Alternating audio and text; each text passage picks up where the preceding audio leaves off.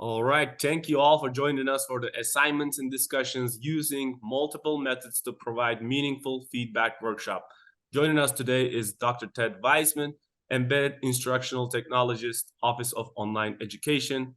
They'll be introducing us to learning theories behind multimedia learning and its efficacy, WebCampus multimedia tools, and how to identify appropriate places in your course to utilize multimedia. I'm going to hand it over to them to get us started. All right, hello, welcome. My name is Ted Weisman, Dr. Ted Weisman. I am going to share my screen, and I am going to be sharing actually a Canvas shell. This is an updated shell that has been recently updated. So a little bit about me before we get started. Ted Weisman, work for the Office of Online Education. I am the supervisor of the Embedded Instructional Technologists. There are 4 of us across campus that support different colleges, but we work for the Office of Online Education, which is different than OIT. We're here ultimately to help faculty teach online. I see some similar names, so you probably know me from other presentations, but we're here to help you work in the online space and ultimately help you be a successful teacher and help your students be successful in your course. And so this is our mission statement. It's self-explanatory, but we just want ultimately to help people be successful online. Like I said, I am an EIT. I manage the team. I support the College of Education. I have 3 other colleagues that support different colleges throughout campus.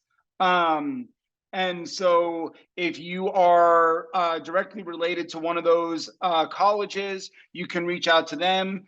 David, Lindsay, and Suzanne, they're both amazing. I mean, all 3 of them are amazing. But even if I'm not your college, I'm education and hospitality, you can always reach out to me.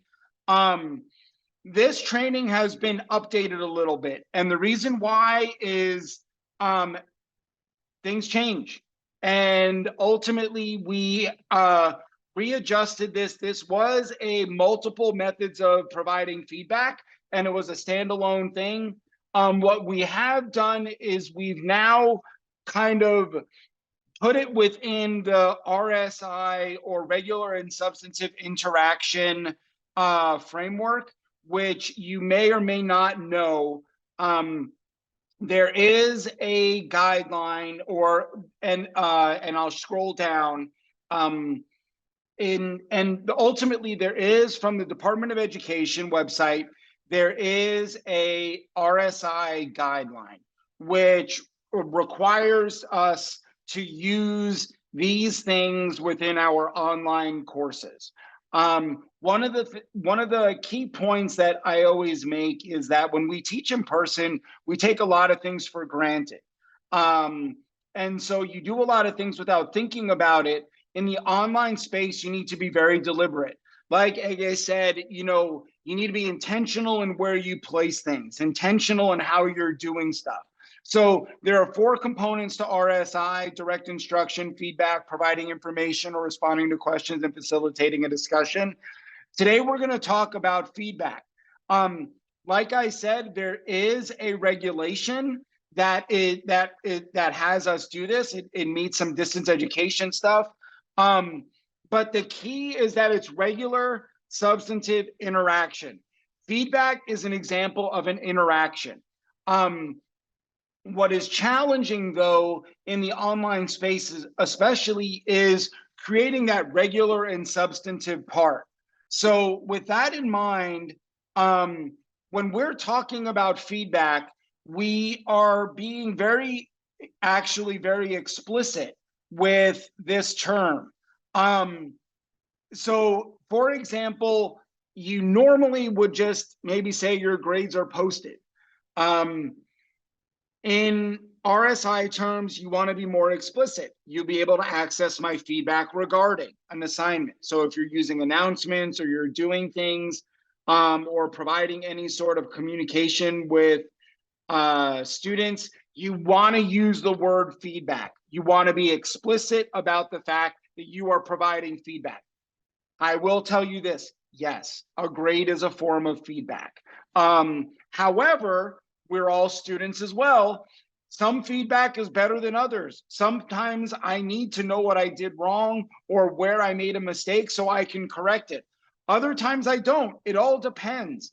You don't always need to put lengthy. I think what people get caught up in is that when we talk about feedback, is that people think that I need to write, a dissertation on every assignment. No, I have discussions. They get 10 points, 5 points, or 0 points. It's pretty self-explanatory why you get 10, why you get 5, and why you get 0. I don't really spend a lot of time harping on it. I just do that. But when I have papers, I have a rubric, and I explain, and I literally put the score of the rubric in, and game on. For other things, I provide explicit detail. I do whole group feedback, I do small group feedback, all these things. But moral to the story is you want to use the word feedback. I'm going to put in the chat right now, if you are interested, this course I made it so that you can self-enroll. So should you want to enroll and have this, because there are some videos and there are resources, please feel free to do that. Now, what is examples of regular and substantive interactions in relationship to feedback? Number one is rubrics. Use a rubric. They are your friends. They are a way of not only being feedback, but also feed forward. We'll talk about that in a little bit. But a rubric is a way of also creating a feedback loop with your students. By having a rubric, you're automatically giving students information so that they can be successful. And you're letting them know what they need to do in order to be successful. Adding submission comments, quiz question comments, written comments, video messages. Depending on who you are, the moral to the story is that there is more to providing feedback than putting in a grade and using the little comments box. You can do a lot more in your course to provide information for students to be successful. You can do it in a variety of ways. You can do it, using audio, video, written explanation. Panopto is your friend. I know instructors that record their Panopto, they report comments in Panopto and upload them. Facilitate group discussions. Here's the deal. You can participate in group discussions. Nice comment. Thank you for participating. Add some feedback, right? But ultimately, when we talk about RSI and why it matters, and we'll get to, there's like a feedback plan, is that you want to be clear and explicit upfront with your students in when, how, and what feedback looks like. So when students are turning in assignments, do they know how long it's going to take for you to get an assignment graded? I usually say, and I will be the first one to admit, I don't always adhere to this. Grading is always a challenge, and I could not even imagine. And I only have like 20 students in my classes. So larger classes, 100, 150, oof. So feedback becomes a little challenging there. But you set up a schedule, submissions, discussion posts, whatever, low stakes assignments, 2 days. Larger assignments, 5 business days. I respond to emails in 24 hours. When you set up a communication plan so students know when to expect to hear from you and when you're actually going to tell them. Like I said, I tell my students up front, I'm not putting any comments in your discussions. I tell them, it's 10, 5, or 0. It's explicit. If you have a question, email me, right? Let me know. So you also want to establish, like I said, that predictable schedule, unlocking due dates, showing students, information. How are you setting that up? This is that regular part, right? So do you unlock modules every week? Are you providing feedback or a weekly announcement? Announcements are your friend. We'll talk about that. I think I say that in every training, that announcements are your friend. So, but just what are you doing in order to maintain that? And then the last thing is, continuous engagement with students, especially if you're teaching asynchronously. So so just real quickly, we kind of lump things together. Asynchronous is Canvas course, no meetings, you just access content and you go through.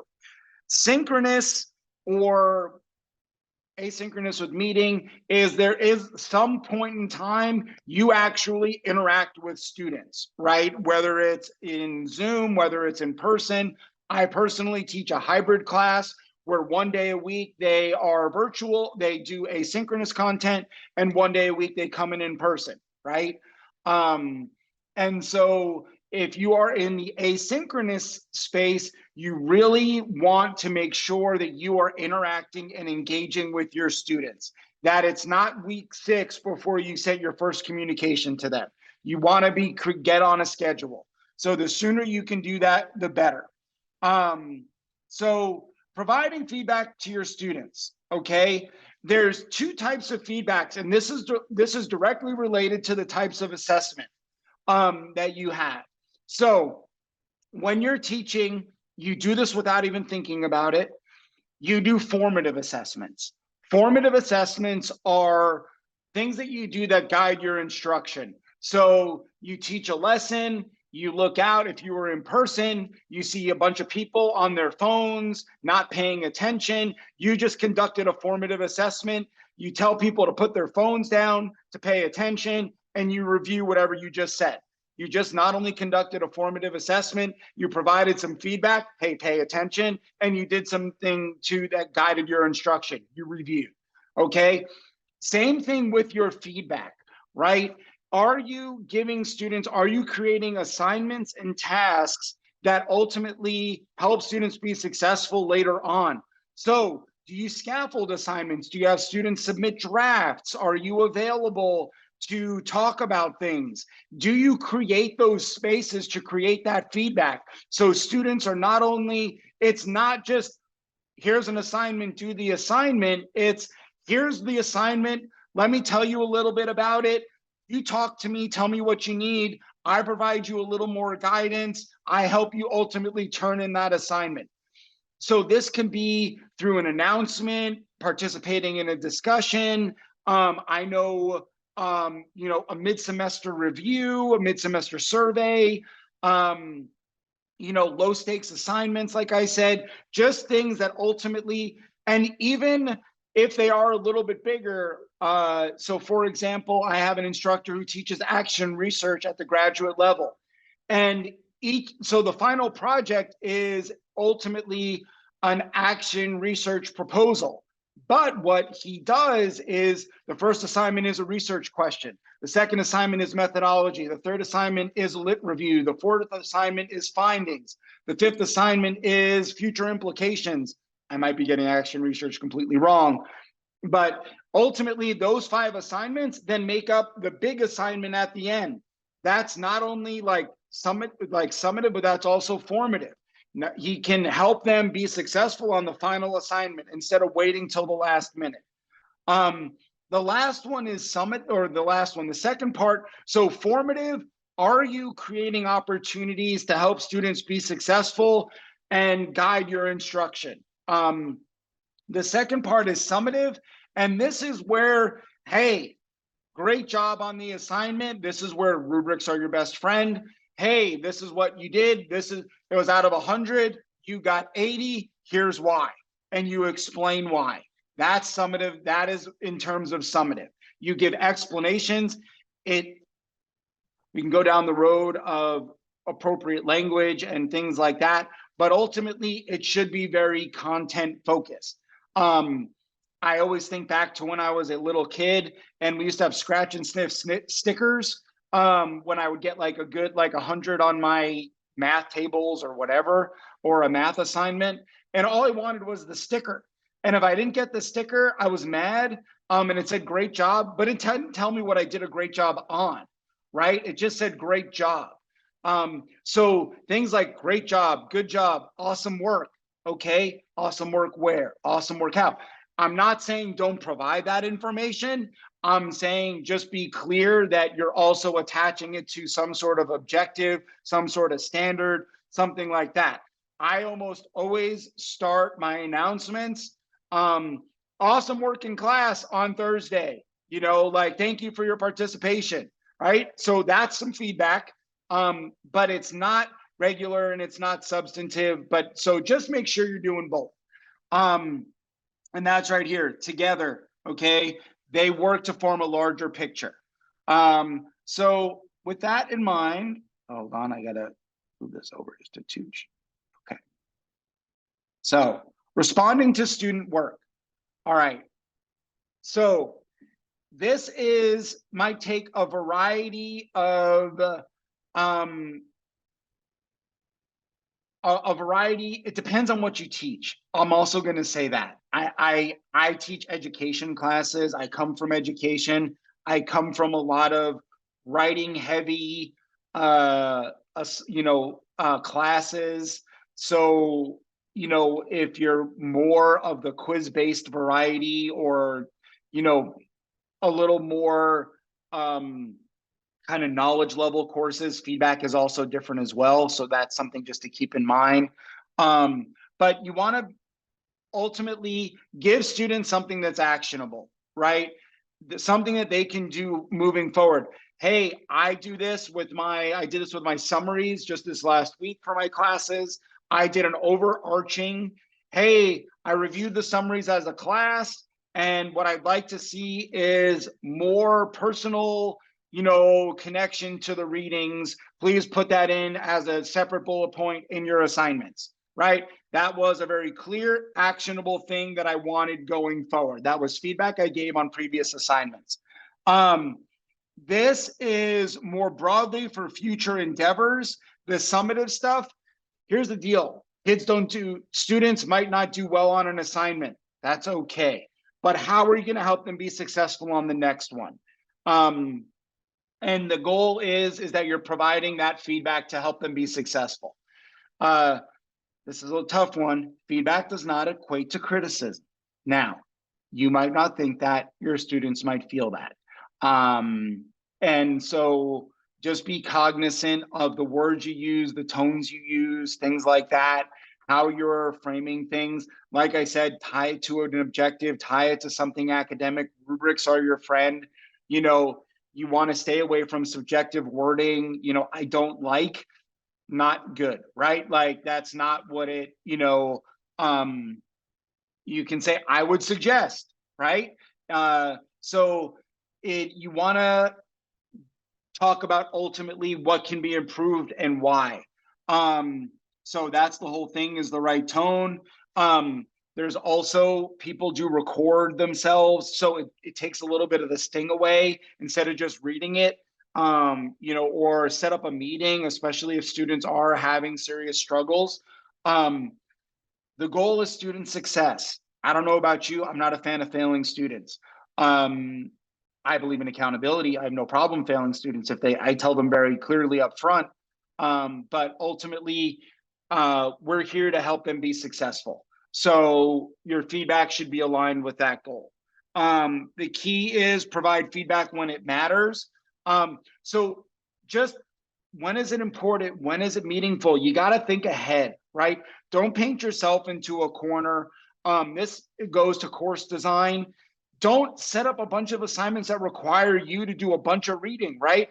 Like back to back to back. Give yourself, kind of schedule out your stuff. So your assignments, it's going to be helpful. Now, whether or not, I've talked to this before, how much latitude you have in course design depends on who your mentor teacher is, which department you're in, what course it is. But if you can do that.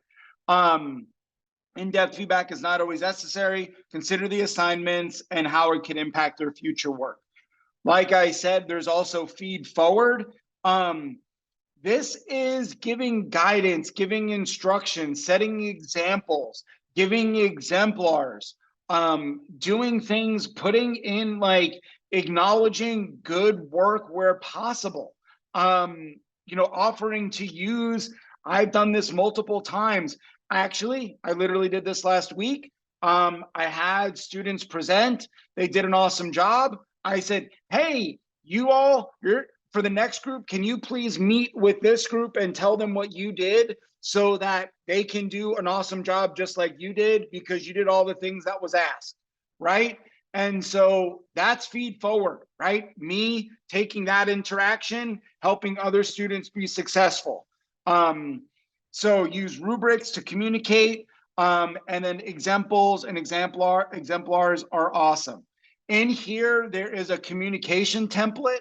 I'm going to go through this really quickly, but this is ultimately gets you thinking in a good headspace about how you're going to communicate with students, plan out your semester, plan out your time as graduate students, as human beings, as having a life, like it, you gotta have whatever works for you, right? Like this is just a tool for you to use as you see fit, but it's a good tool. And that's why we share it. It makes you think about what is it going to look like. So general communication, office hours, WebCampus communication, coursework communication, outreach communication. Just get you in the habit of providing that feedback. Whether and where do you plan on doing it? How do you plan on doing it? These last two are really important about disengaged and falling behind. What are you doing to, because this is part of our job as teachers, is what are we doing to help students be successful? I know that there are people who can't come up for air. They're so busy that they're not always keeping track of everything and they're falling behind. And it would be awesome if I got a message. I know in my life, I failed classes, and it would have been awesome. And it failed it for a variety of reasons. A lot of life happened to me. If my instructor reached out and been like, hey, Ted, like, what's going on? Can we meet and discuss, right? And that would have like helped me recalibrate, right? Oh, crap. So just kind of give yourself that opportunity, that space. So in Canvas, there are multiple tools. Like I said, number one, rubrics, good friend. It is, and why are rubrics awesome is probably all these things, but me personally, one of the things I like is it helps students self-improve, and it helps students understand your expectations. And what I mean by that is that I have an assignment every semester, a position paper has a rubric, we go through, and I've taught it now maybe 6 or 7 semesters. And I would argue I've had at least maybe 10 students say, I think I should have gotten a better grade. And I welcome that conversation every time, because that means the student looked at the rubric, looked at my grading and said, I think I should do better. I don't know about you, me personally, if students are engaged and want to do better, I'm open for that talk. So that promotes that by having a rubric. So students can do that self-evaluation. They can, and it takes also the object, like the subjectivity out of it. Here's what you're supposed to do. You did it, you didn't do it. It's not really open for discussion. So they're your friend. The other thing is, so like I said, multiple choice. So quizzes with timely feedback, that's kind of hard, especially on multiple choice. However, you can add in feedback to certain questions. So students, when they finish quizzes, can get feedback right away. That's always a good thing. If you want to explore that, great. We can spend a whole long time talking about it. But ultimately, this is a tool that you could use if you do use quizzes. It can provide that direct feedback to students. And it even says, like, for they get it right, it says one thing, get it wrong, it says another thing. So you can do that. Another option for feedback is annotation and speed grader. Here's what I'll say about this tool. It is wonderful. It is also labor intensive. As you can see right here, what it might look like. This is also more of this formative variety, kind of you're going in and You're helping students ultimately be successful. So maybe they're submitting a draft, they're maybe doing things. You might have a dialogue with the student in here, but it is a great tool if you are using writing, you are doing drafts, you are providing that and giving that space. My one comment would be, if you're going to do it for one, do it for all. You want to be consistent, right? So that's a huge part of that. Media comments in SpeedGrader. So down here, if you didn't know, you can attach, you can do voice to text and then record a video. The one thing about the video is that it doesn't, if I'm not mistaken, it doesn't have captions. So you have to be wary of that in terms of accessibility requirements.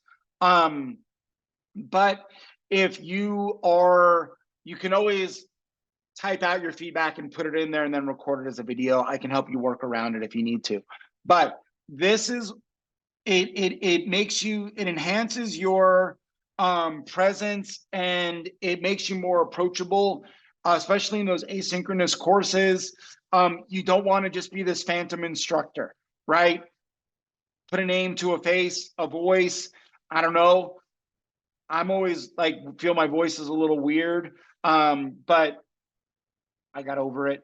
But ultimately, you know, maybe if you provide that feedback in that way, students might be more inclined to respond, to engage, to do things. But that is another type of feedback. The last thing is the message students who function. I use this very regularly, and regular substantive interaction. So message students who, and you can do like have not submitted, scored below, scored above, that type of thing. I do this for assignments all the time. When students haven't submitted an assignment, you have to have your policy in place. There's a whole other thing. Is you know, what are your policies? But this is a great feature for you to provide direct feedback to students regularly. So it's just constantly, hey, you haven't submitted, please get that in. Hey, this is, you know, whatever you want to say.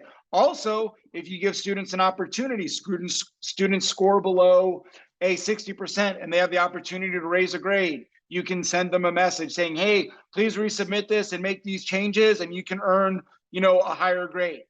Right there, it's all direct, right to them, personalized, game on. And then we have announcements. Canvas announcements are just a phenomenal tool that you can use on a regular basis to, I have one of my colleagues, she has a Sunday announcement and she sends it out. There's feed forward in there. Hey, here's what to expect. Here's what I need you to do. Here's what's upcoming. Here's what, you know, to look for. And there's also feedback. Good job on last week's assignment. Here's some things that I would like to see, you know, some areas that, you know, people could improve. It's general. You kind of do whole class. So not only can you get people in SpeedGrader, give them specific stuff, but you also get a second bite of the apple by sending that announcement and letting people know what's going on. So with that, going back to RSI, so regular and substantive interaction, this is, like I said, it is a guideline for online courses. You do a lot of this stuff. Here's the thing. If you meet in person, you more than likely have a regular and substantive interaction, right? So if you have a weekly class, like my hybrid class, I meet every Thursday. So I have a regular interaction. I teach, so I do direct instruction, and I do a lot of things. But if you're online, you need to create those things. So that's what this is, all right? So feedback is one of those things. So you should be doing these things. This resource is in here. Should you want to use it, and it's available. And there are, like I said, there are key terms. You want to start using the explicit word feedback in your course, because that shows that you're paying attention. And then also there's some resources in here. There's a tracker and a planning tool. Should you want to use it, just to kind of plan, like I said, similar to that communication plan that was in there. This is for you to plan your regular and substantive interactions. So there's that. And so with that, I will go ahead and stop sharing. I did my 30-minute talk. And so I will answer any questions that you might have. I threw a ton of information at you. I know I always go into these thinking I'm like going to stop in the middle, but then I just kind of power through. So I apologize for anybody for the just straight ahead approach. So please hit me with any questions or anything that you might personally have or anything like that. Guys, you can unmute yourself and ask questions or type them in the chat too. Thank you so much, Ted. That was very helpful. We really appreciate it. So you're in your async. That's a great question. How big are your classes? So I know this is going to be weird. You can have an assignment that they have to meet with you. I don't know how you feel about that. But I would set up maybe like a mid-semester check-in or set in something. I would also here's the thing. You can put it in for very little amount of points. You can put it in for 0 points.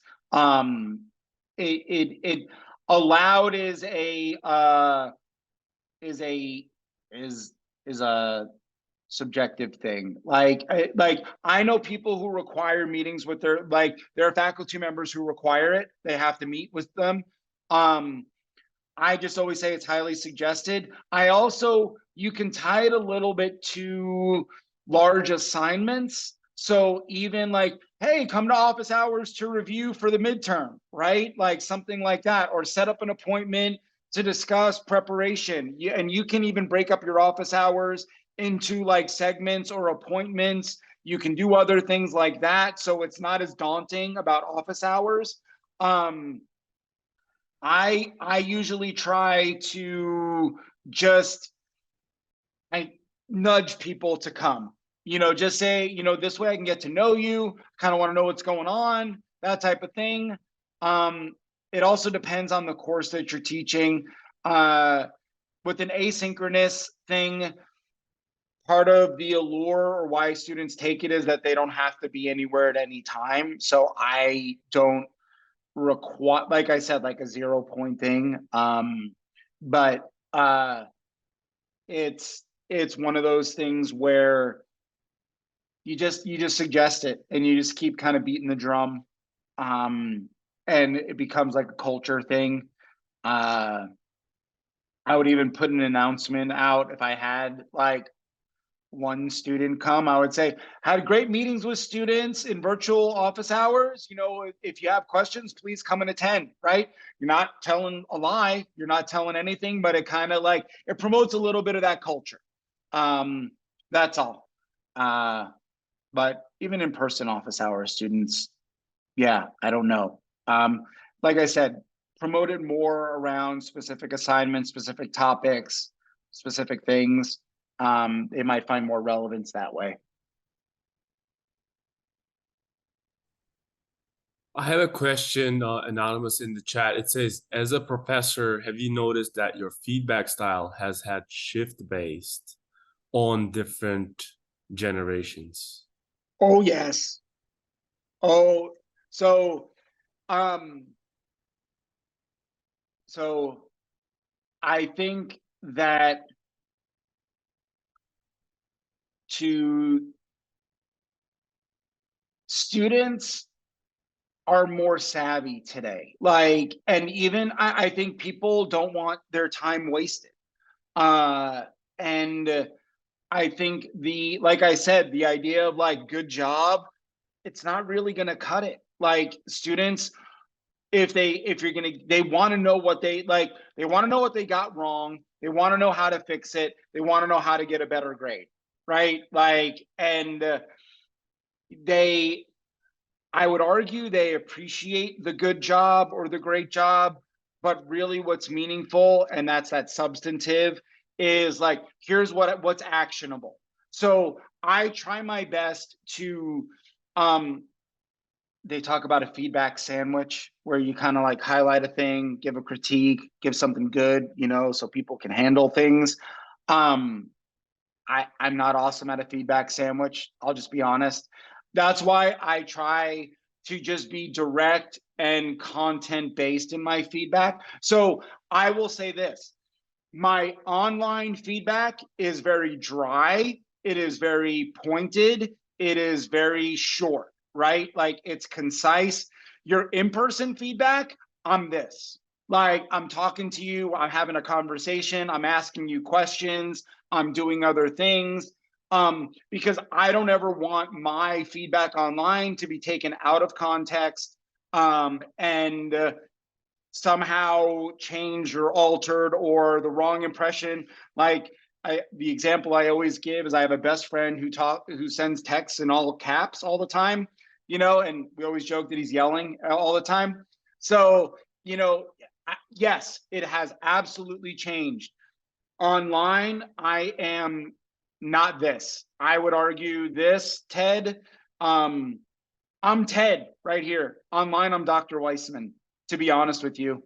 Like, if I'm being honest, like, I'm Dr. Weisman. This is what I need you to do. This is what it is. Thank you very much. And I think it's also because I can be I can judge or gauge people's responses, their reactions, their things like that. So that's another thing. I never know how or my feedback is going to be where. So generationally, what ultimately I think has changed is that I now account for the fact that I don't know what's going on in my students' life when they get the feedback that I give them. And therefore, I want to ensure that it can never be misconstrued or taken out of context. 15 years ago, I was not as cognizant of that, right? I was a little more, brash is not the word, but just a little less aware. I would just be like, I don't know. So I don't know if someone's at home with a whole lot going on and then they read my comments and then, they're all, downtrodden because I gave them a bad grade. They probably already feel bad. And then I give them a bunch of crappy comments. You know what I mean? Like, and then there's something going on, their dog died, and so they're in a bad mood. Like, I don't know. So now I try to take all those variables out. And when I give feedback online, especially, it is very objective, it's concise, it's honest, it's direct, and it's always focused on students being successful going forward, which I would argue is a good thing. Thank you. Like, Thank you, Ted. And another question I have, a student directly chatted me. Is it best to initiate RSI with asynchronous courses on a regular schedule like the example you gave versus random schedule as needed? A mix of both. Does it matter? regular, get consistent, asynchronous, get consistent, get regular. We all, whether you want to admit it or not, we all like to know what's coming. Like, hey, if you are a daredevil and you're willing to just go out and see what happens, go for it. I'm not here to tell you, how to live.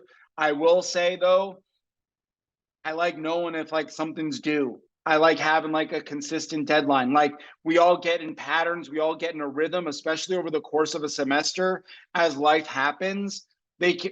Students can anticipate what they need to do. They can be more responsive. You can be more responsive and more directed and more engaged. So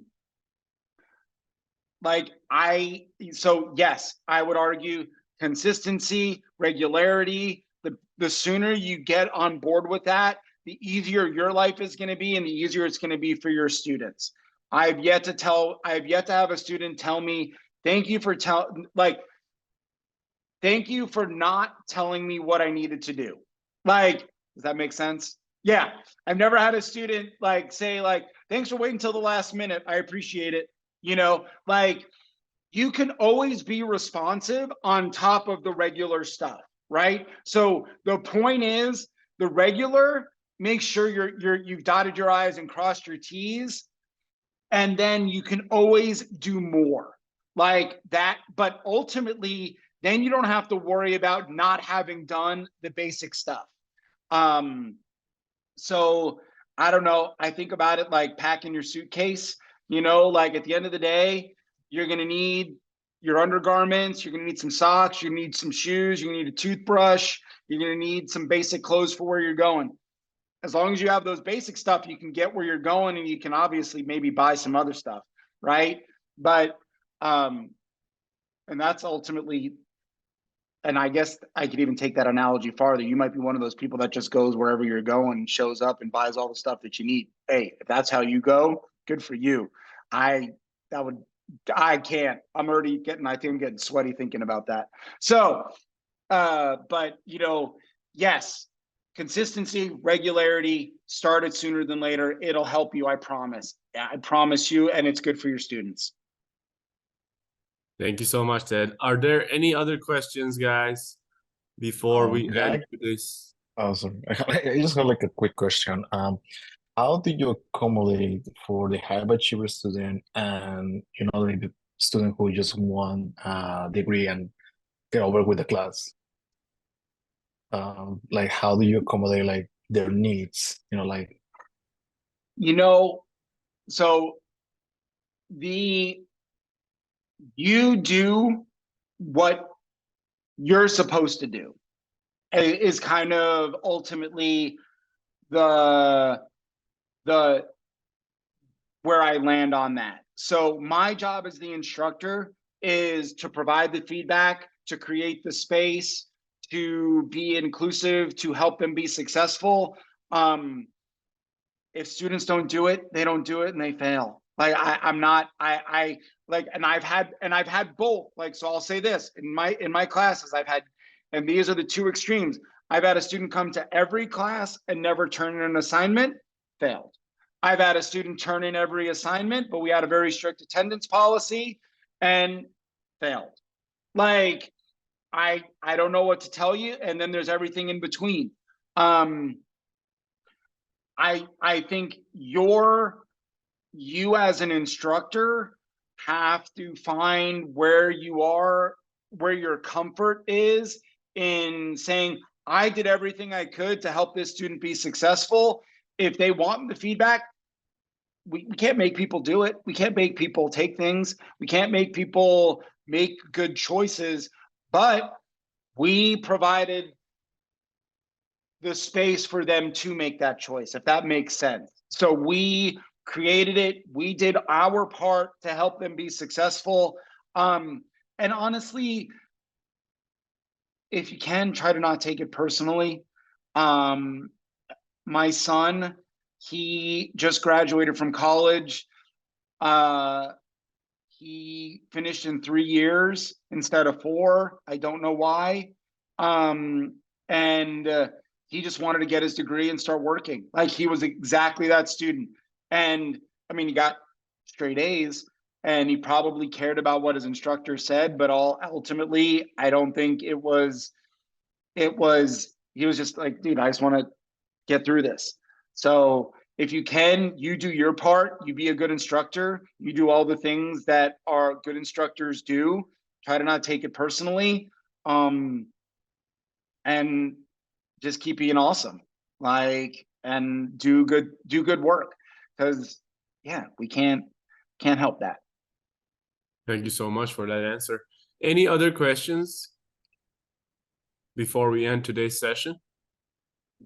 You're welcome. Thank you.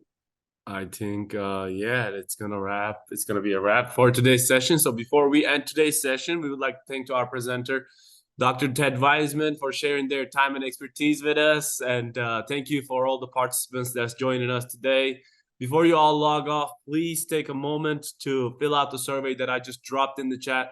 It helps us give you guys better workshops to improve you guys. Other than that, I hope everyone have a wonderful rest of the day. Thank you so much. Thank you so much. Thank you. Have a wonderful day.